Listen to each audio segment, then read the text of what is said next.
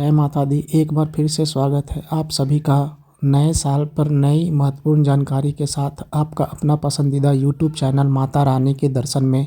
आप सभी भक्तों को बता दें कि श्री माता वैष्णो देवी श्राइन बोर्ड के सीईओ श्री अंशुल गर्ग जी ने नए साल को लेकर प्रेस कॉन्फ्रेंस करते हुए नई जानकारी साझा किया है। उन्होंने कोविड को लेकर के कोविड के नई गाइडलाइन की जानकारी देते हुए श्रद्धालुओं से यह अपील की है कि कोविड के जो भी गाइडलाइंस है, जैसे मास्क लगाना, डिस्टेंस मेंटेन करना और अपने हैंड को सैनिटाइज करना, इन सभी चीज़ों को फॉलोअप करते हुए यात्रा पे आए। ऐसा कोई स्ट्रिक्टली गाइडलाइन तो जारी नहीं किया है, लेकिन उन्होंने कोविड के बढ़ते केसेस को देखते हुए श्रद्धालुओं से सिर्फ अपील किया है कि गाइडलाइन को फॉलो करते हुए यात्रा पे आएँ। आप सब मास्क ज़रूर यूज कीजिएगा और अपनी सेफ्टी के लिए डिस्टेंस मेंटेन करके ही यात्रा कीजिएगा। अंदर हमारा ये अपील रहेगी यात्रियों से कि जो 31 तारीख को आ रहे हैं, जो जिस समय पे वो भवन पे पहुंचते हैं उस समय पे वो दर्शन करें और वापस आएं, क्योंकि जो हमारा last portion of the track है वहां पर किसी के रुकने की कोई गुंजाइश नहीं है। तो हमारी बोर्ड की तरफ से हमेशा यही अपील रहेगी कि जितनी भी कोविड रिलेटेड एडवाइजरीज हैं, खास करके मास्क पहनने की, साफ सफाई रखने की और थोड़ी सी सामाजिक दूरी, जिसको सोशल डिस्टेंसिंग हम कहते हैं, वो बनाए रखने की यात्री कोशिश कर रहे हैं। बस पे हेलीपैड पे शुरू कर रहे हैं ताकि लोग खुद ही अपनी डिटेल्स पंच इन करके और फोटो कैप्चर के जरिए अपना कार्ड इशू करवाकर अपनी यात्रा शुरू कर सकें।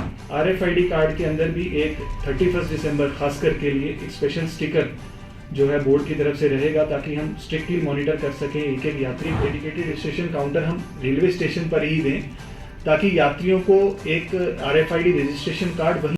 तो वीडियो में आगे बढ़ते हुए हम बात करते हैं कि RFID कार्ड को लेकर के नई गाइडलाइन क्या जारी की गई है। यदि आप नए साल में यात्रा करने के लिए आ रहे हैं तो श्री माता वैष्णो देवी श्राइन बोर्ड के वेबसाइट पर जाकर ऑनलाइन रजिस्ट्रेशन करवा कर ही आए। इससे आपको फ़ायदा यह होगा कि आपको भीड़ का सामना ना करना पड़े।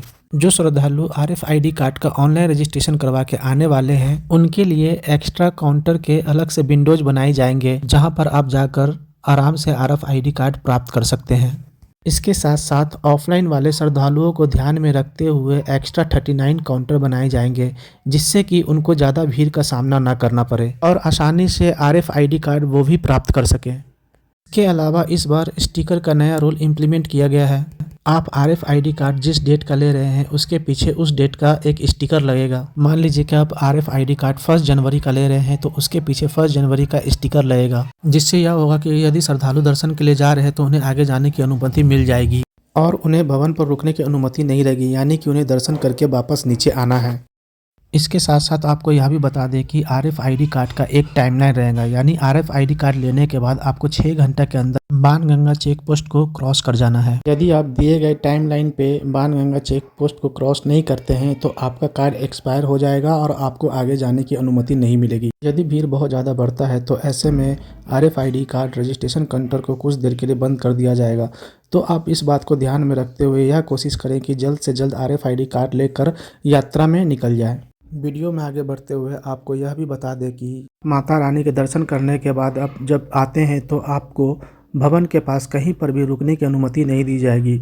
या तो आप हेमकोटी के रास्ते कटरा आ जाइए या फिर भैरव बाबा दर्शन के लिए जाइए। भैरव बाबा दर्शन के बाद आप सांदी छत के मार्ग से अर्थ कुमारी होते हुए कटरा नीचे वापस आ जाइए। आपको कहीं पर भी रुकने की अनुमति नहीं होगी। जिनका भी एडवांस में बुकिंग होगा वही वहां पर रुक सकते हैं। कोई बुकिंग नहीं होगा उनको वहां पर बहुत ज़्यादा देर रुकने की अनुमति नहीं दी जाएगी।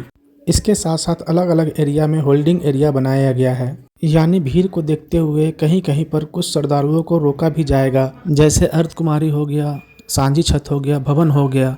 तो ऐसे में भीड़ को बढ़ते घटते देखते हुए श्रद्धालुओं को रोका जा सकता है या आगे जाने की अनुमति दी जा सकती है, ताकि श्रद्धालुओं को किसी भी प्रकार का दिक्कत का सामना न करना पड़े। श्राइन बोर्ड के सीईओ के द्वारा श्रद्धालुओं से यह भी अपील किया गया है कि श्राइन बोर्ड के द्वारा जितने भी इंस्ट्रक्शन बनाए गए हैं उनके नियम का पालन करते हुए श्रद्धालु यात्रा करें, ताकि उन्हें किसी भी प्रकार का दिक्कत का सामना न करना पड़े और आने वाले श्रद्धालुओं को भी किसी भी तरह का दिक्कत ना हो। इसके साथ साथ आप सभी को यह भी बता दें कि इस बार यात्रा के लिए काफ़ी नए नए इंतजाम किए गए हैं। कुछ सिक्योरिटी पॉइंट ऑफ व्यू से भी कुछ चीज़ें चेंज की गई है और वहाँ पे बहुत सारे CCTV कैमरे लगाए गए हैं। साथ ही साथ ड्रोन से भी सिक्योरिटी किया जाएगा, जिससे क्या होगा कि यात्रा मार्ग के हर जगह की मैनेजमेंट उनके कंट्रोल में होगी और आप सभी की सुविधा के लिए टोल फ्री नंबर भी जारी किया गया है। जो कि आपको स्क्रीन पर भी देखने को मिल सकता है। इससे आपको फ़ायदा यह होगा कि आपको किसी भी प्रकार का दिक्कतों का सामना हो रहा है तो आप टोल फ्री नंबर पर कॉल करके श्री माता वैष्णो देवी श्राइन बोर्ड को जानकारी दे सकते हैं। साथ ही साथ उन्होंने प्रेस कॉन्फ्रेंस में RFID कार्ड काउंटर को लेकर के बहुत सारी जानकारी साझा किया है। उन्होंने बताया है कि रेलवे स्टेशन पे भी बहुत सारे काउंटर बनाए जाएंगे जिससे आने वाले श्रद्धालुओं को किसी भी तरह का दिक्कत का सामना ना करना पड़ेगा।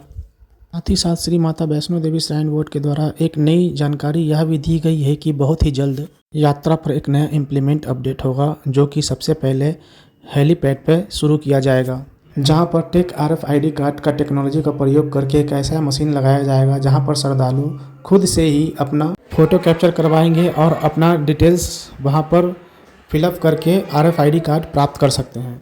तो हमारे इन्फॉर्मेटिव वीडियो को देखने के लिए आप सभी भक्तों को बहुत बहुत धन्यवाद। यदि आप भक्तों ने अब तक हमारे चैनल को सब्सक्राइब नहीं किया है तो सब्सक्राइब जरूर कर दें और साथ ही साथ बेल आइकन को भी दबाना ना भूलें, जिससे कि हम माता वैष्णो देवी से जुड़ी हर लेटेस्ट जानकारी को आप सभी भक्तों तक पहुंचा सकें।